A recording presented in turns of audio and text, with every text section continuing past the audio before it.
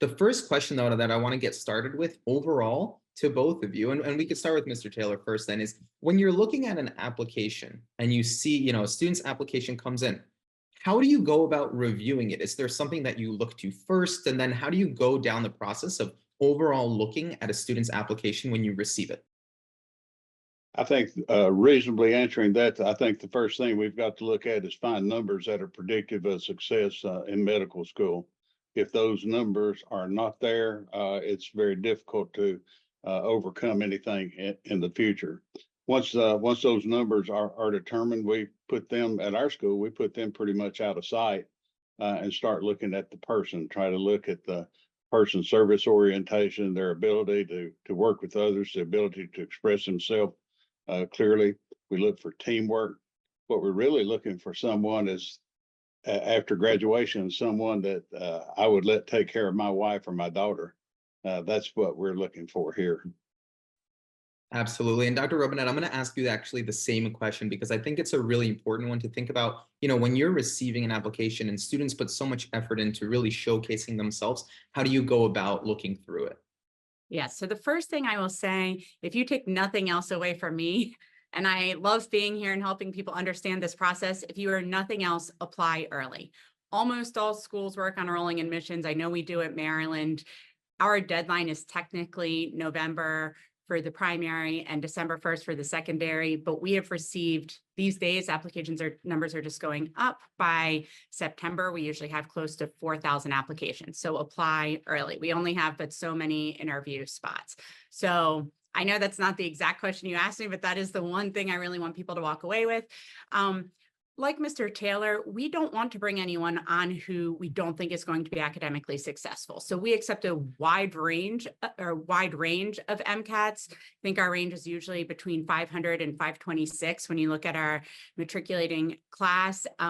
And typically we want people to have over 3.2 in their science GPAs. If you had a terrible undergrad record and things were hard for you then and have changed, you can certainly do a post-bac and we'll just look at those grades, or a graduate degree that has significant science classes and we'll focus on those grades and not your undergrad grades. But medical school's hard. I'm sure you have all heard some sort of analogy to if college is like trying to drink from a garden hose, medical school is like trying to drink from an open fire hydrant. And we don't want to bring people onto campus to potentially take on debt and spend time if they aren't able to pass the USMLE steps and work their way through our curriculum. And so for us, we don't have any direct cutoffs, but that's certainly what we look at. Also, like Mr. Taylor said, once you're screened by someone who is an interviewer and also a trained screener, we look at everything, including the numbers. And once we've determined that you are not at academic risk, we look at service, we look at shadowing, which is absolutely essential, and really don't look at your numbers anymore. The interviewers don't have the MCAT score or GPA. The committee member who presents to the committee sees the whole picture again, but really we determine academic capability, and then we're much more interested in what or how you portray your motivation to be a doctor. Because what we have found is the people who often struggle, since we're not bringing in people who are at academic risk, are people who lose motivation or maybe didn't understand what it meant. And it is a long haul. I think if anyone was adding up numbers after undergrad, I did another 11 years of training. Like that is a long haul. So just kind of people who have really thought about this, have done the work to figure out that they want to be a physician. Those are the things we're looking for in an application. Well, fair enough, right? It's a very, very intensive process about getting things done on time and making sure that students can stand out and showcase their experiences. But like you said, there are a lot of people who are applying. So when you're evaluating students, what are the types of things that you look for, Dr. Robinette, that you feel like really helps showcase that somebody is truly passionate about medicine, that they're standing out amongst the thousands of applications that you're receiving? Yeah, I heard the question right at the end while I was trying to get my sound and everything to work about the number of hours. And I think her answer, I think it's Dr. Martinelli's answer, was very right. And the other person said that the numbers, the ranges she gave were about right, but it doesn't matter as much as how you explain things. So what we're looking for is not just someone who has shadowed 100 or 150 hours, but we want to hear what your takeaways were. I will be very honest, like I didn't consider being a doctor till I was in college. That was kind of the first time. None of my family's medical, and actually an old babysitter of mine is like, oh, you like science? I love being a doctor. She's a pediatric resident. I went and I shadowed her and I hated it. I was like, absolutely not. This is terrible. I do not want to do this. And I want that kind of obviously, I shadowed much more after that. I got into research, then I started shadowing people in other clinical settings that I loved. But I want you to take that kind of true curiosity when you shadow and when you're doing clinical things, not just, oh, I need to get my hours to shadow, but actually reflect on like, this is what I saw, this is what I witnessed, and this is what I loved about that experience. I did not share in my application that I hated the pediatric emergency room, which I still stand by, but I want you to go in with that personal curiosity. Is this really for me or not? And then talk about those reasons it really is for you. And it doesn't have to be creative writing, but just kind of truly what you witnessed, what it is about the patient-physician relationship that you're so passionate about that you want that to be part of your career and your profession.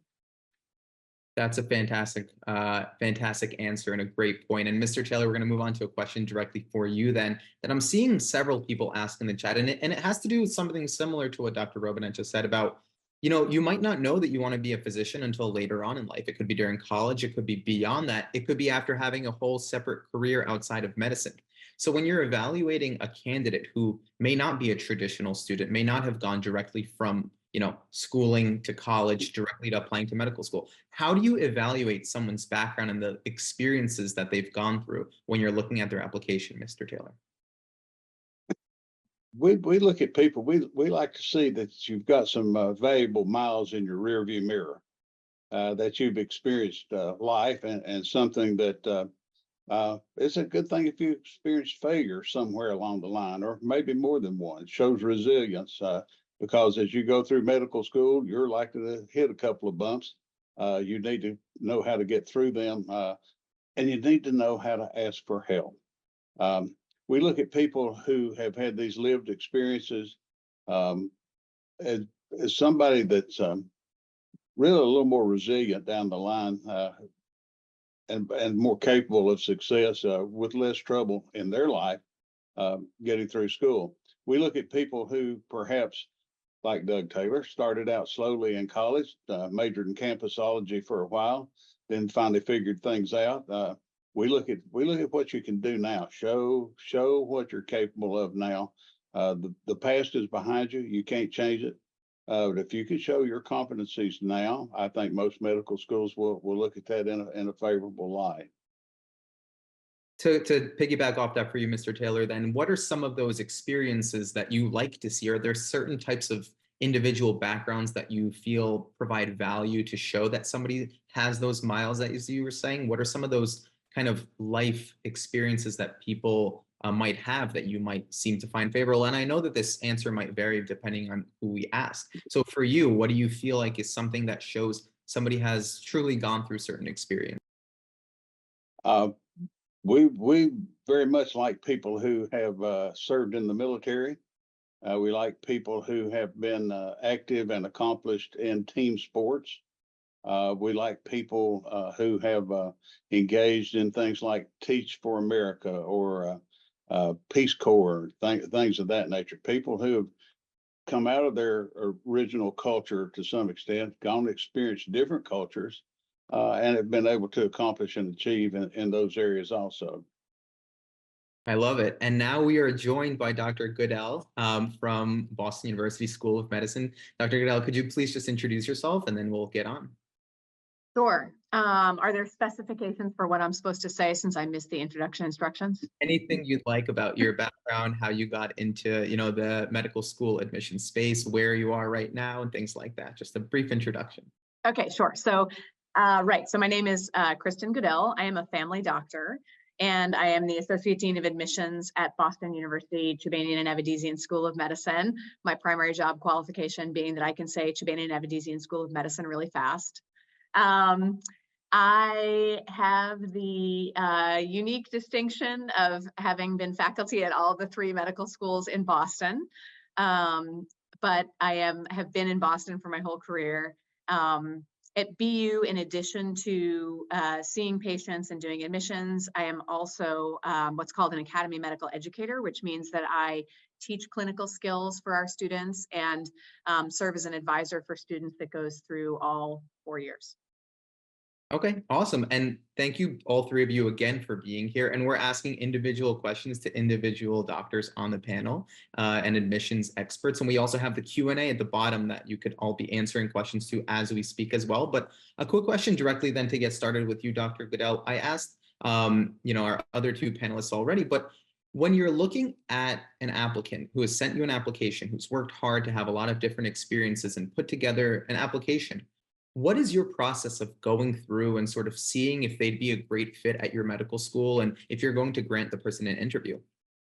That's a great question. So we have I mean, you know this, all the medical schools are a little different. What we do, we get last year we got 10,700 AMCAS applications. So that's a lot. We have an initial review process where we have a team of reviewers, which I'm trying to increase the size of it so we have more people, but so we have about 15 reviewers. We use a rubric and we evaluate each application according to the rubric. So there are specific things that we look at using our rubric that include things like academic promise, clinical experience, resilience, kind of as demonstrated by having overcome obstacles, your potential to bring a new and different perspective to the class. So we look at a set of things, and each of the reviewers basically gets a giant stack of applications, and they apply the rubric to the applications. They give it a score, they give it comments. And then from that, we take the top batch of those from each reviewer, and those are the people that we invite for an interview. Wow. Yeah. So that's quite the process, right? There are so many steps and individuals who go into the process of accepting somebody into medical school.